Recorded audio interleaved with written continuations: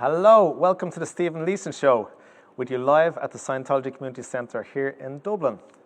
Glad to be back after 3 weeks' absence, and a huge thank you to Finbar Cody and Sean McGuinness, who stood in for me over those weeks.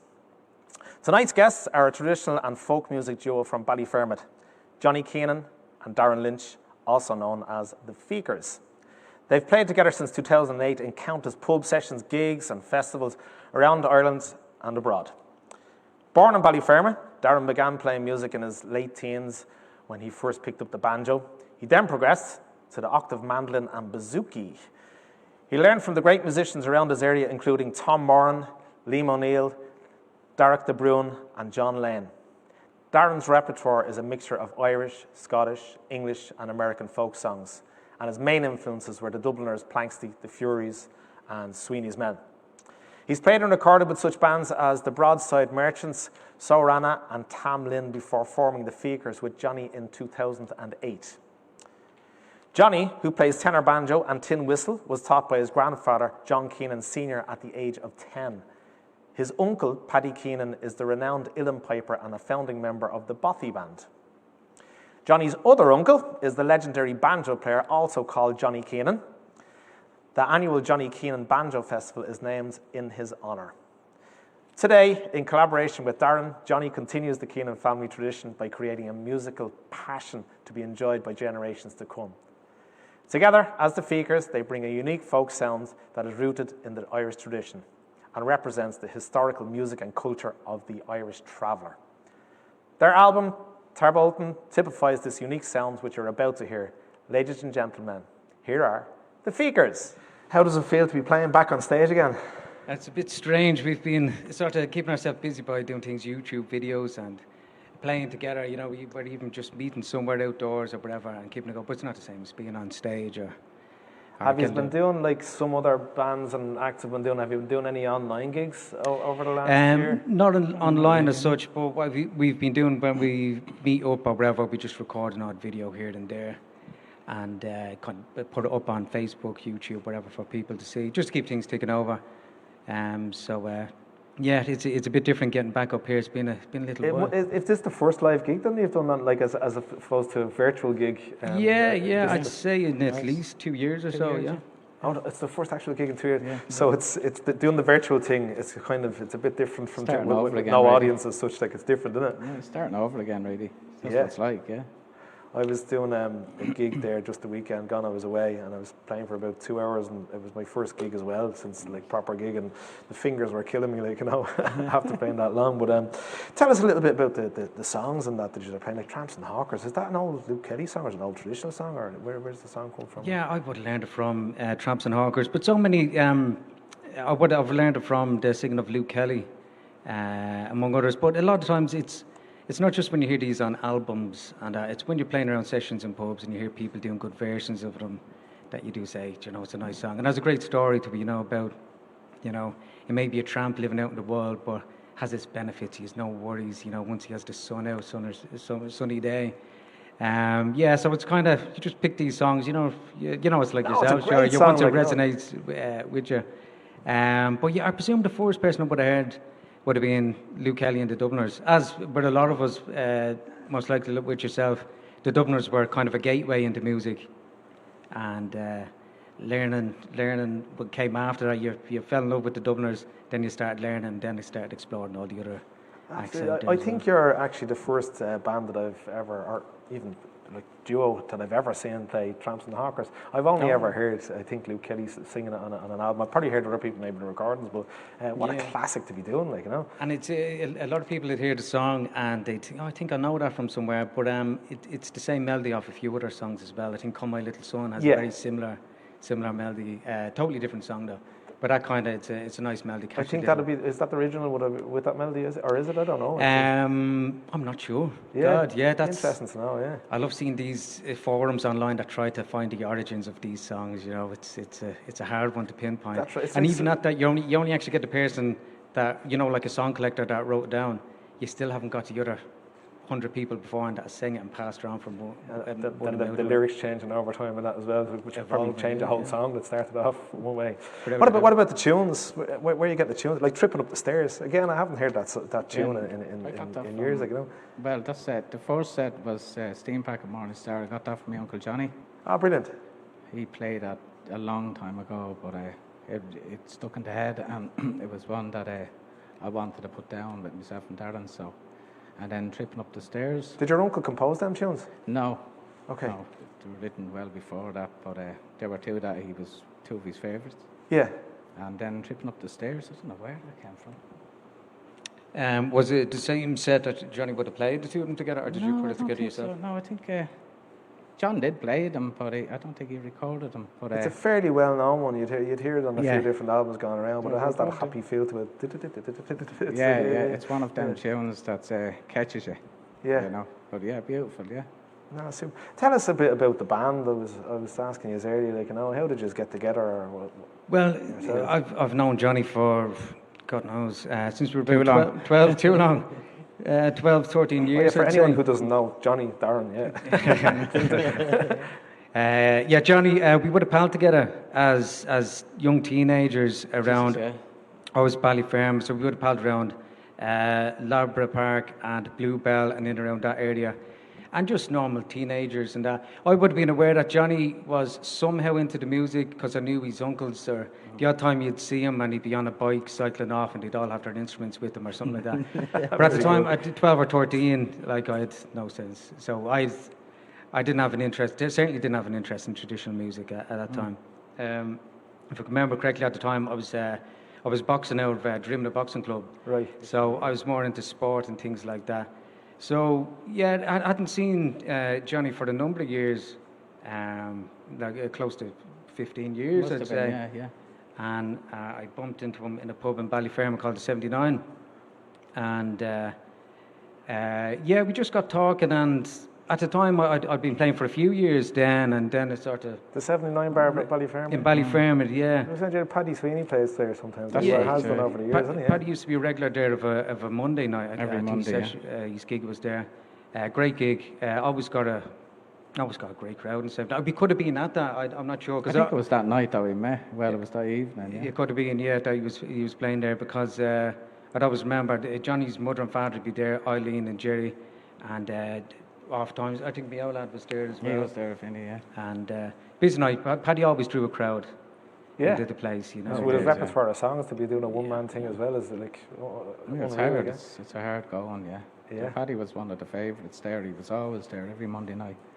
That was a favourite gig of my mum and dad's. They'd go down and have a few pints. But that was it the Sunday afternoon? Did you say what? No, Monday. It was Monday, was it? Yeah, unless Monday. it could have been originally Monday. But he'd always get the crowd involved as well and get people up. So if you wanted to sing a song, Johnny played rum in there as well before at gigs. That, but so I was thinking it's from there, and we just started playing together then. I used to drop up to Johnny's, literally sitting at a kitchen table, having a beer, playing a few tunes, and just enjoying, fleshing out a few tunes and a few songs, and just enjoy the bit of playing that's gone from there. Yeah. So that was probably.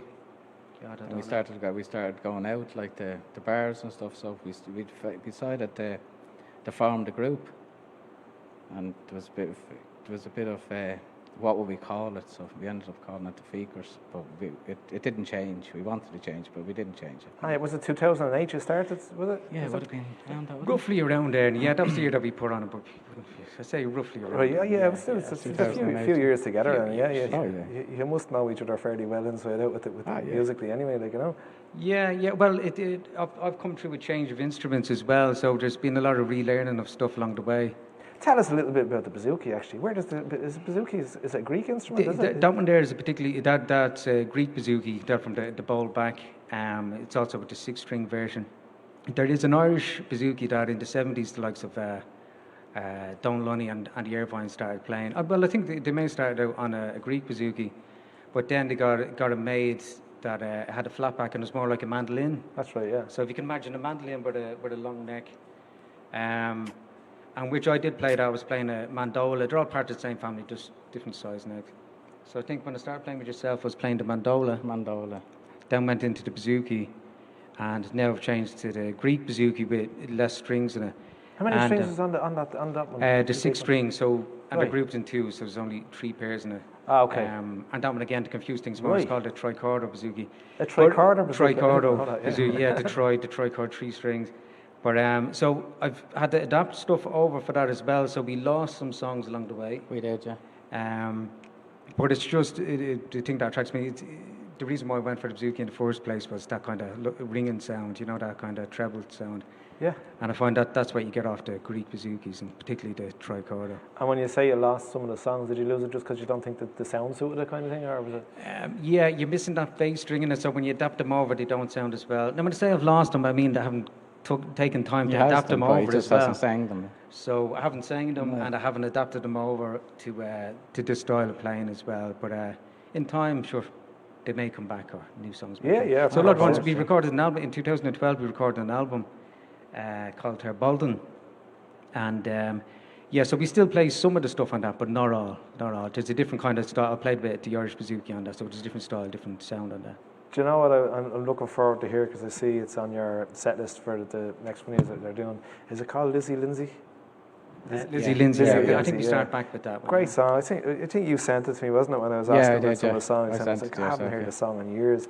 I used to do a gig in. I lived in Lanzarote for about 4 years. That's 10 years ago, whatever like that, you know.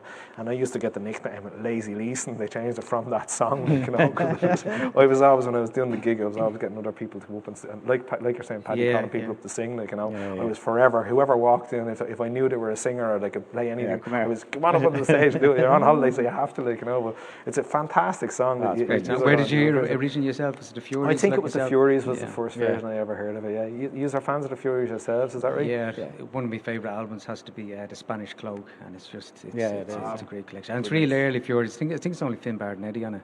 And likewise, I would have heard Lizzie Lindsay on that, and it's just magic. That might be right, actually. Yeah, and they're from Ballyfermot as well, isn't that right? Ballyfermot, I think Cladder John Road. no more. Cladder Road, yeah. Number 7, Cladder Road. The Furies are from. Thank you very much again, the Feekers. Sam Hall brings back memories even for me. If my own dad is watching there, I think he tunes in every week. How are you doing, Dad? The first person I ever heard sing was my own dad. It's a great, fantastic song. By the way, folks, before I'm going to have the lads back over for a bit of an interview, just to let you, if you're out there, we get messages in all the time every week about different people wanting to be on the show. It's as simple as just asking, send us a message, we'll have a look and see. Maybe you can come on the show yourself, or if you know someone's a musician. It's a great experience in here. It's great just to play. You can see the footage yourself. Lads, welcome back again. Thank you very much. I just mentioned there, you probably didn't hear me there. Oh, microphone, yeah, so we can hear you. Sam Hall, what a brilliant song as well. Like, you know, I haven't heard it in years, and the first time I ever heard it was just saying it was my own dad, who used to play with the Furies years ago as well. Where Sam Hall? No, it's a traditional song, I think, as well, isn't it? It's a traditional song. I think that's even one. A lot of Irish songs went over to England and they changed them and made their own. But I think the origins of Sam Hall may have come from England, and it was called John Hall or something like that. And then when it came over, it was changed. And like a few other songs, if you put in an Irish place name, it becomes an Irish. So I think that's originally an English folk song. But again, you try look up the origins of these songs. That's news to me. I didn't know that. Yeah, you just hear even the main name just tweaked a little, and all of a sudden it came from this place, that place. And then if you ask, or you try to do a bit of research on the year, very difficult. Yeah, of course, yeah. There's one particular site, isn't it, when you're looking up music, a traditional site? Is it Mudcat or something like that? Mudcat, It's that's quite the one good, I think it is, yeah, which is great for. I remember even trying to look at the origins of Whiskey in a Jar.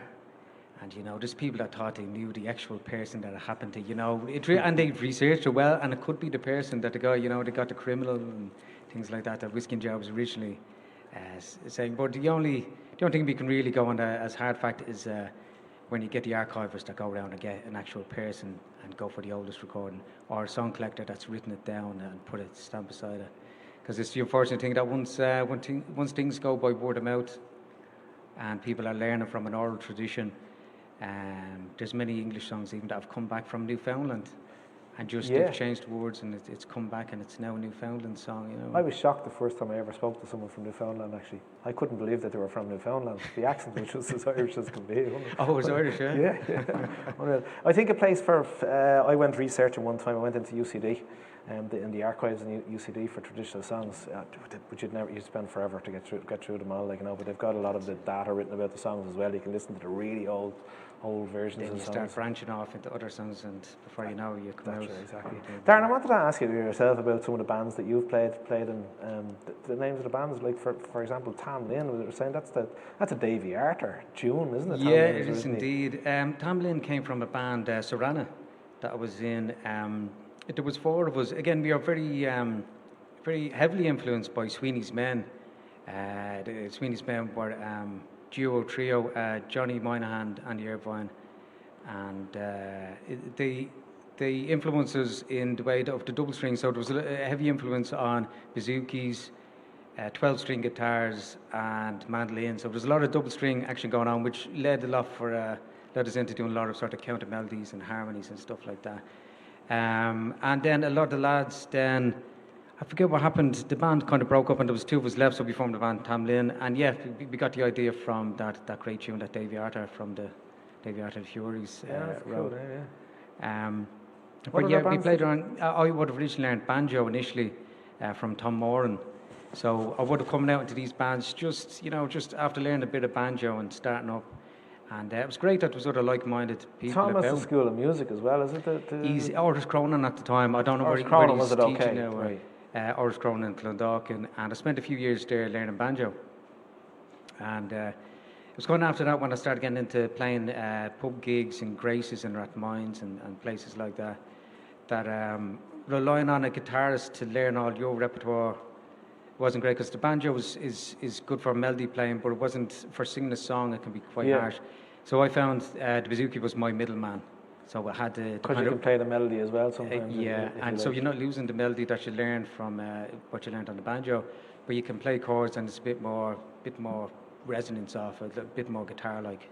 It wouldn't be as bassy as a guitar, but it'd have a. When I was mentioning before, on your intro, the intro that I was giving you, and obviously the bio, when I was looking up everything about you, I noticed a couple of familiar names that I recognised with some of the sessions or some of the musicians around Ballyfermot that you'd learnt your music from. Liam O'Neill being one of them, or Derek de Bruyne. Well, there was a great session at the time. I can't remember the year now. It would have been about 15 years ago, I'd say, at least. But it was a great session in Ruby Finnegan's in Lower Ballyfermot. And you had musicians like Darren de Bruyne, great uilleann pipe player, Liam O'Neill, fantastic folk singer and guitar player. Great character, yeah. And John Lane. Sadly, none of them are with us, but it was great times there. Not only was there great sessions, and the folks at Ballyfermot loved it. It was a great session. It ran for many years. I think it used to be a Tuesday night, it used to be a Thursday evening. But I was living very close to it at the time, and it was great just to be able to stroll in, and you'd never met more welcoming. It's such a small world, because I think about if it's the same session that we're talking about, because the two lads are definitely there. I've been at that session. It was about 20 years ago. I'd say, I suppose. And it was great because even as far as these were fantastic. I remember Darren was composing his own tunes. Liam was composing his own songs, and you'd only be sitting in after a couple of years of learning, really just trying to absorb as much information from them as possible. And they were as given with it as well. They'd sit you down. The next tune the next week they'd have a tune scribbled out for you. Right. They were that helpful.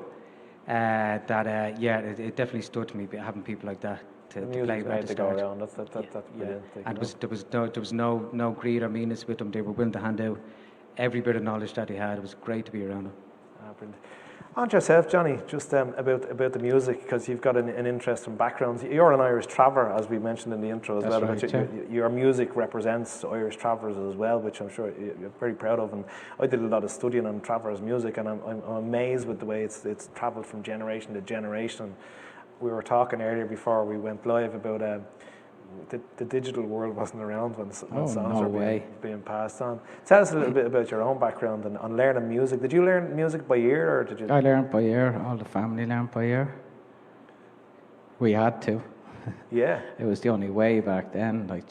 Well, we could learn by reading and writing it too, but we mostly learned by ear, which is, I suppose, is the way everybody back then learned. That's in the travelling community, of course, yeah, because reading and writing was another sort of, in the mix. Yeah. But I learned from Air. Plus, I can read it and write it too. That's the way my grandfather learned me. I suppose when you see the music changing over the years with the generations, like if you look at something that's recorded like years and years ago, recorded years and years ago, there was no digital devices, but with, as far back as we can go, I suppose, like, you know, but we were talking about like how it can actually change, but that could be one of the ways that music could change when you're singing what you've heard, but it might be something different as such. To get me what I mean? No, I know exactly what you mean. That's the reason we learned by ear is if we heard a tune that we liked, if it was on the radio or on tape, we'd pick it up and just, you know, get it straight away. It takes a while, but we'd learn it, and, you know, we had that sort of, I suppose, technique. You're pretty much steeped in Irish traditional music from your background, especially with the name Keenan as well, like, you know. There's a lot with the two Johnnies. Tell us a little bit about Johnnies. Maybe starting with the Uilleann Piper Johnny, like, you know. Where do I start? Well, it's probably my grandfather was supposed to. He was the one that got me into the music. But I asked my granny one time to ask him would he learn me, because I didn't want to ask him myself, and she asked him, and he started writing tunes out, but he said he wanted me to learn by ear. And I eventually started learning the whistle, and then he wanted to step me on the pipes, but I wanted the banjo. He wanted the pipes, so. Did you ever try the pipes? Because it's the same finger movements, is it? You do, yeah. I did play them, yeah. I haven't played them in years now, but I did play them, yeah. It's just a different, I suppose, when because you're pumping the air. But everything is working. Your brain, everything. You know, your fingers, your right, your left, everything. Your feet, your mind, everything is going at once, like, you know. So they're really a difficult instrument to play. And sometimes the tuning of the Uilleann pipes, I know from friends who play the Uilleann pipes as well, like I see them tuning and it's taken quite a while just to get the tuning right. My grandfather, the story, my grandfather made a set for the great flute player James Galway. He called them a bag of tricks. All right. You know, they were so difficult to play, but yeah, they're a comical but different instrument, but beautiful. Yeah, no, and in the end you decided to go for the banjo. I decided as to well go as for the whistles. Well, I was playing the mandolin first, and then I decided the banjo because I love Johnny playing, so that was kind of put me on the road to get the banjo and play. Well, the banjo. The banjo and the Johnny Keenan Banjo Festival, like, you know, there's people coming from all over the world for that, as far as I know. Earl Scruggs came, Tony Trishka. Wow, Earl Scruggs came for the that's yeah, he came over. He was treated well, though. He was picked up in a limo and private jet, the whole lot. But yeah, he came over. It was great as well because there was so many musicians there, and you'd meet everybody. You know, everybody kind of knew everybody. Yeah. It was fantastic. You know, the turnout. Crowd, and Johnny, I suppose, would have loved it, or had to be given out, you know. I don't want that, you know. He was sort of, you know, that sort of shyness, but he loved his friends, and he loved playing. It's an honour for the Keenan name to keep the traditions going, like yourself. It's great to keep the tradition going, but I have kids myself, and they were interested when they were younger, but now that they're in their teens, and I think that's kind of what happens, though, as we were saying earlier as well. Like, learning music, I think when, like, I was probably interested when I was young as well. I was 12, 13 hits, and it's just like, you must be joking. Like, yeah, you want to do your own thing. Like, you want to be out with your friends. You don't want to be, I suppose, nowadays, going and saying, I'm playing traditional music, you're probably looked at, like, you know. Yeah. When I figured out that the music, everyone's enjoying themselves and having a laugh, and then when I figured out that it actually sometimes made some money for us, this is kind of something I want to go for myself. Like, it's some sort of a better incentive, I suppose, as well when you get a bit older to realise you can get something from it. Like, it's brilliant, yeah, because we go for that. You'll never go hungry once you can play an instrument, you know. Now you're talking, exactly. What did I want to ask about? I wanted to ask you about, when I was looking on your Facebook page as well, lads, I went through obviously some of the videos from your album, which we'll talk about a little bit later as well, but there was an interview about Luke Kelly, and I didn't listen to the whole interview. I wanted just to find out a little bit of background. Where did you get the interview? You said you took it from, was it from someone else's page? Yeah, that was from YouTube. That was just a rare find, because again, like yourself, I'd be a big Dubliners fan.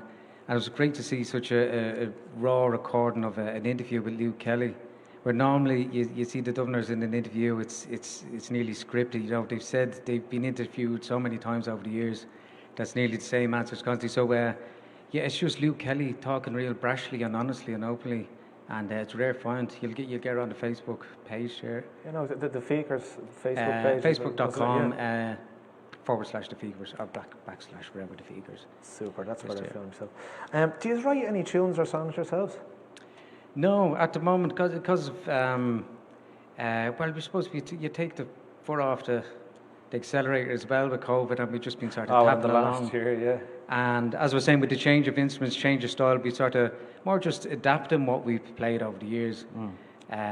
Like what we recorded years ago, it'd be a lot different than what we record now. Different sounds, some same tunes. So there's a wealth of traditional music out there as well. That I don't know. I can't speak for Johnny. Maybe have you composed a few tunes yourself? Or? No, not yet.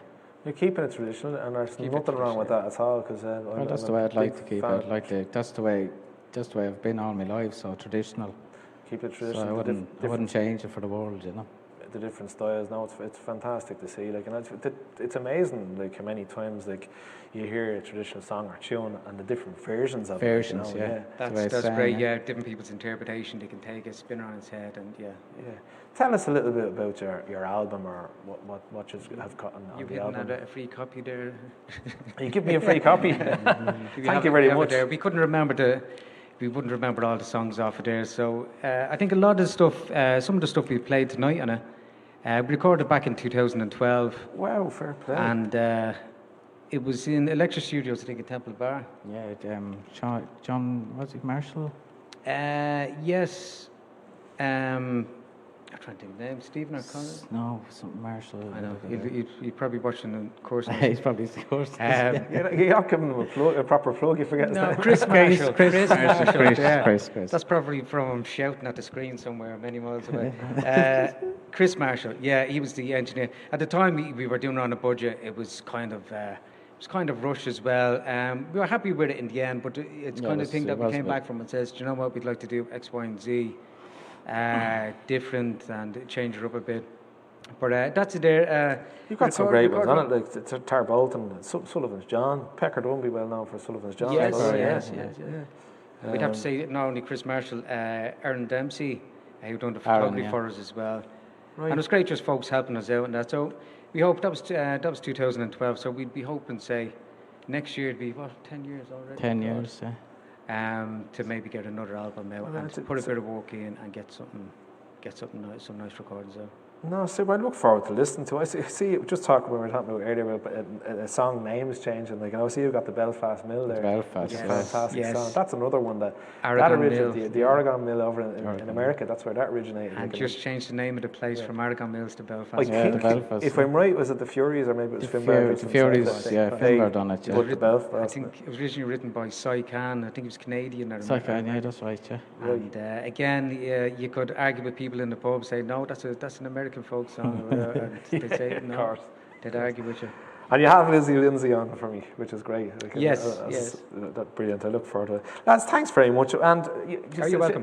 Where can people get the album, or just your Facebook page is the communication to get through if they want to contact you to get an album? If they want to contact us, it was in Claddagh Records for the time there, but I think it had its time there and they've run out of copies. But yeah, if people want to send us an email or a Facebook message, it'd probably be best. Brilliant. Lads, thanks very much for coming on. I really enjoyed it. Thanks for having us, Stephen. It's great that, as we were saying, about the connection that I've been to a session that you used to go to and a whole lot. Yeah. It's beautiful music to hear. Just want to finish off with a song? I think we're going to finish with a song called The Banks of the Roses. The Banks of the Roses. Do you want to join us?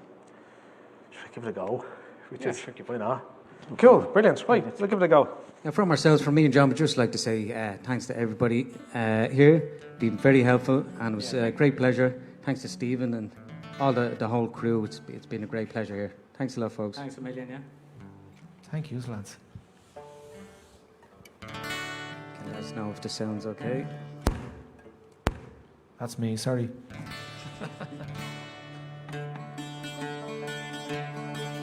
On the banks of the roses, me love and I sit down.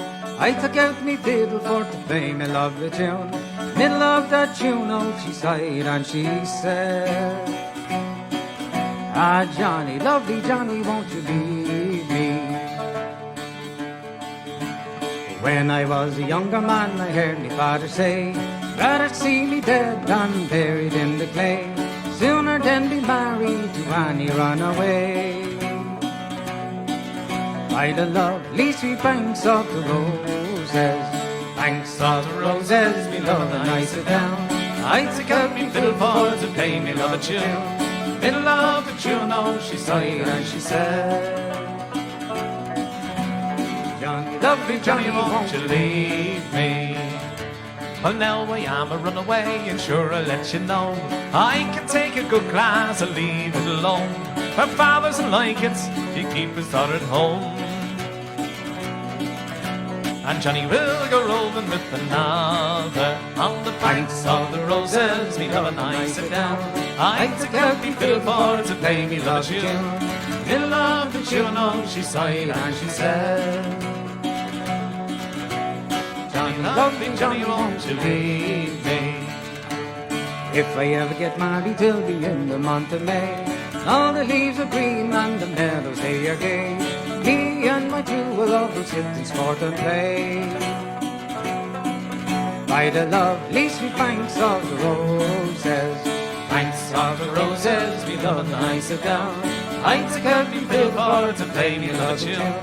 Middle of the tune, oh, she sighed and she said, Johnny, lovely Johnny, won't you leave me? Banks of the roses, me love and I sit down. I take out me fiddle for to play me love tune. Middle of the tune, oh, she sighed and she said, Johnny, lovely Johnny, won't you leave me? The Feekers, thank you very much, lads. I really, really appreciate it. Thank you very much. And we'll have to get you back on again in the future. It's been a pleasure to meet you, lads. Really, thank you very much for coming along.